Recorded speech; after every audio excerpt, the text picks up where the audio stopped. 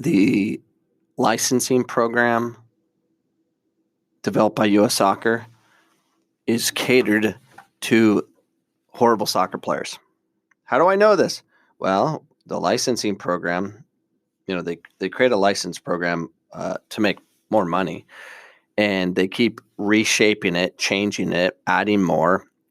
There's so many licensings within U.S. Soccer, and then you can get your UEFA, your Brazilian, or whatever U.S. club has their own form of it. There's so many different license programs, but the ones in America, the ones through U.S. Soccer, they're catered to teach the game for the bad players of America, the ones that pay.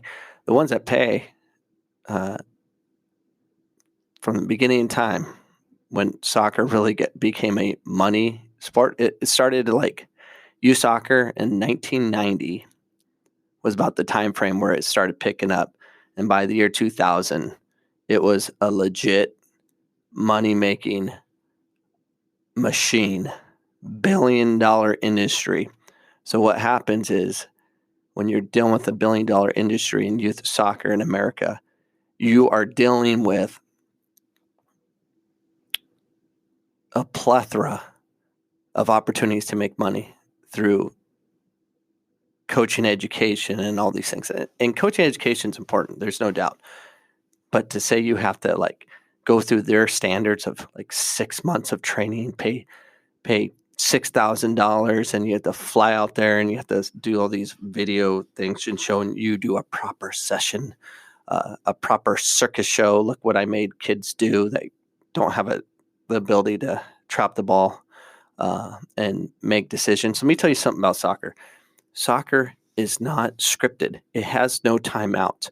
Why do we have a licensing program where they're constantly telling you to stop it, correct, and then coach in the flow or whatever it is they're doing today? They keep changing it because they keep screwing it up, and we're paying for this.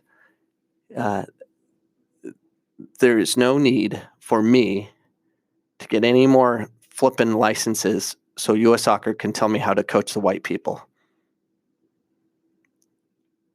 I'll teach. I got a license for you. This is Coach Cameron's license. I'll give to all the soccer players in America that coach Hispanics. When coaching Hispanics actually are technical, all you have to do is say, "Hey, be Mexican," and then go sit down and say nothing. That's all you need to do. If you do that, you'll have a lot of success, and you'll look like you're one of the best coaches ever. And that's how I roll. The more years I coach, the more I realize trying to run a proper session and all these different things they give you from USSF or US Soccer, whatever it is, the better I am, the better my team is. They need to take the word coach out from soccer. We don't have timeouts. We can't influence things. You can't scream from the sideline. I was watching Champions League and watching Real and Man City go at it. And these coaches are all in their coaching box, standing there and kind of barking stuff. I guarantee it. I guarantee those players on the field do not listen to their managers as they're up barking whatever instructions that they're making. They don't listen to them. I was a player. I didn't listen to my coach. I remember my coach when I was playing at PC. He was trying to give me or was yelling at me about something, and I went to the sideline and I'm like, "Shut the F up." Like, I was ticked. I was a punk 19-year-old kid, and I told him, "Shut the F up." Because he's screwing me up. Let me do my thing. Plus, I had a lot of leverage because I was leading the country in scoring at the time. And he pulled me to the side after the game. He was like, "Listen, you can't do that." I'm like, "Okay, don't coach me. I know what I'm doing. Put the ball in the net. That's what I do. Leave me alone."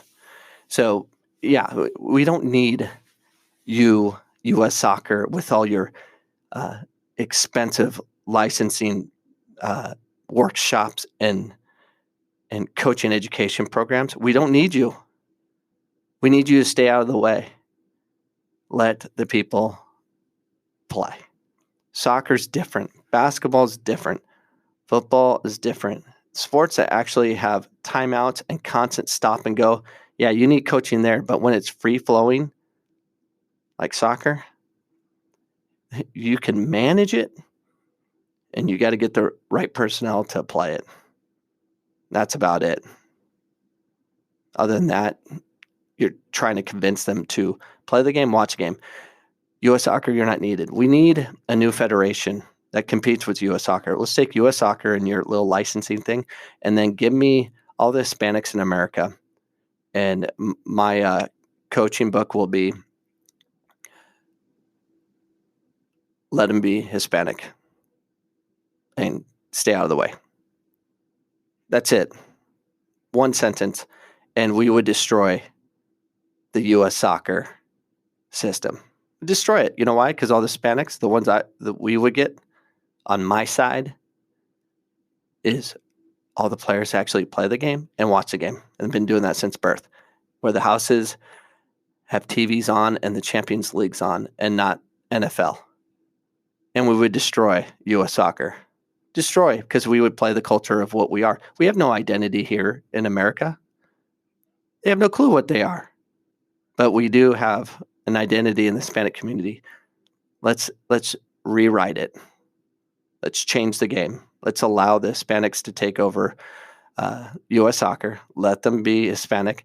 And then, yes, you can have some white kids and some Africans or whatever if they're good enough, but they adopt the culture of what they are, which is keep the ball possession kind of soccer. And this is Coach Cameron with his random thoughts on this Thursday, and I am out.